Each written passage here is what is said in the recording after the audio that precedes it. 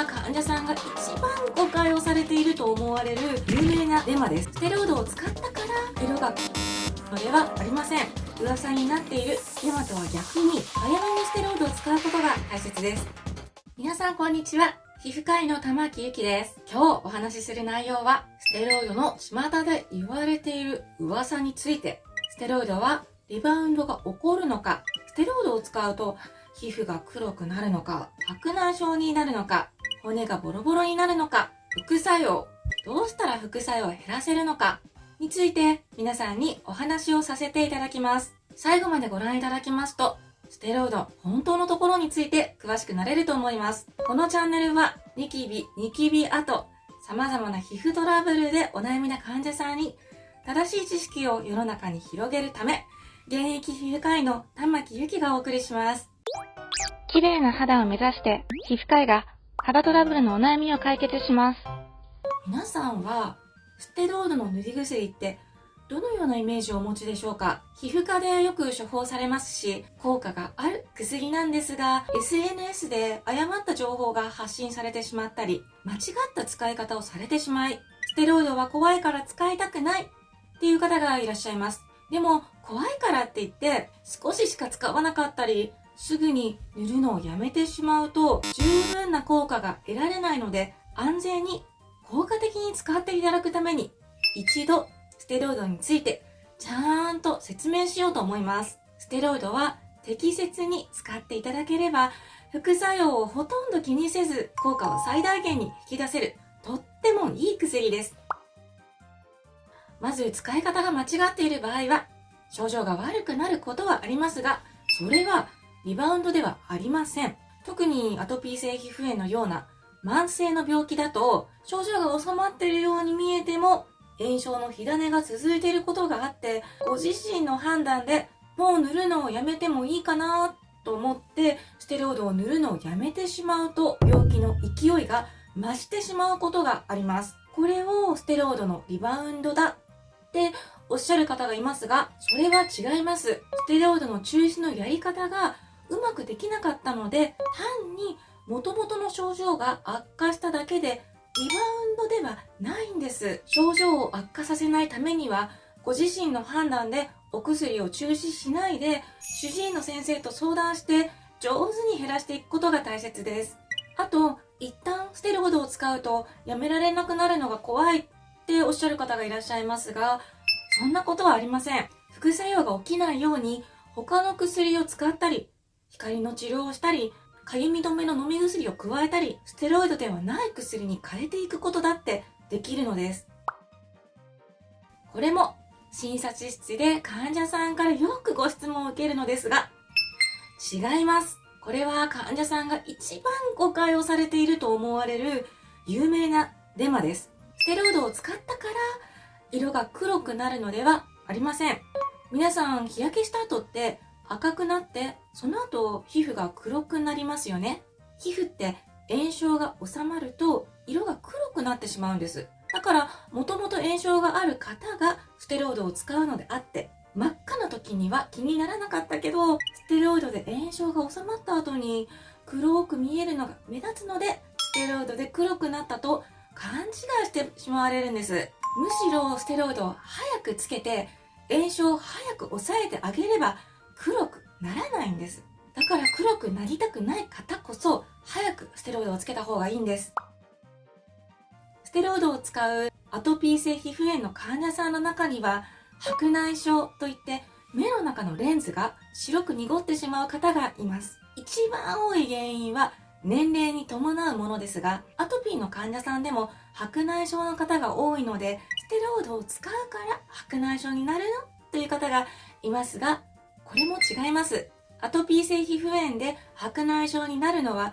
かゆみがあるから目の周りをこすったり叩いてしまうからなんです。こういう刺激によって白内障になるのであって、ステロイドのせいではありません。確かにステロイドを長期間飲んだり、短期間に大量のステロイドを飲むと、股関節や肩関節、膝関節の骨への血流が阻害されてしまい、骨が脆くなってしまい、骨折しやすくなります。でも、ステロイドの塗り薬は、全身への影響を減らして、なるべく皮膚だけに作用するように作られているものなので、通常の使用量では体内に入るのは微量ですので、ステロイドを塗ることで骨にまで悪い影響を与えることは考えにくいです。デルモベートという一番強いステロイドを1週間に 100g 以上使い続けたりすると、全身の副作用が出る可能性がありますので、どのくらいの量を一体いつまで使えばいいのかは、必ず主治医の皮膚科の先生に相談してくださいね。内服のステロイドの場合は、当然塗り薬よりも副作用は多いです。飲み始めから高血糖、高血圧、胃腸症状、感染症になりやすいなどがあります。それに対して塗り薬の場合、全身の副作用は少ないんですが、薬を塗ったところの皮膚の免疫力が低下して、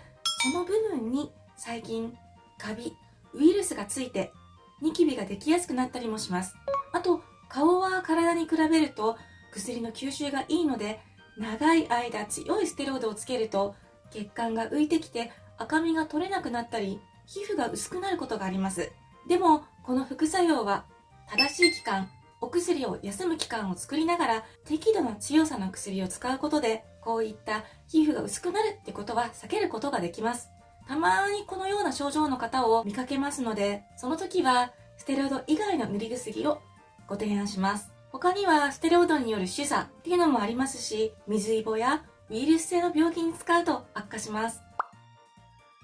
まずステロイドの副作用について、嘘の部分をしっかり確認してみてください。基本的にはステロイドの副作用は一時的なもので、むやみに怖がらなくても大丈夫です。先ほどもお話しさせていただきましたが、湿疹を長引かせてしまうと色素沈着といって皮膚が黒くなりますので、噂になっているデマとは逆に早めにステロイドを使うことが大切です。あとは湿疹の強さに応じてステロイドのランクを変える必要があります。ちょっとした湿疹に強いステロイドを使う必要はありません。逆に湿疹を繰り返してしまう場合は、湿疹が消えたように見えてもまだ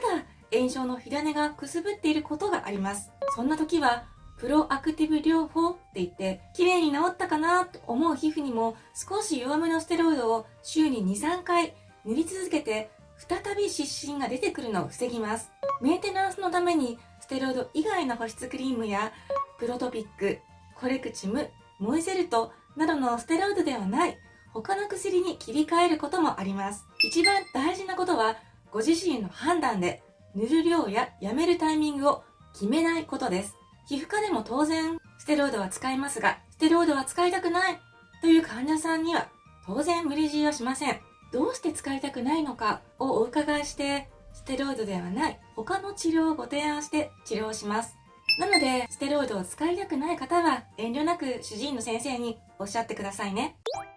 綺麗な肌を目指して皮膚科医が肌トラブルのお悩みを解決します。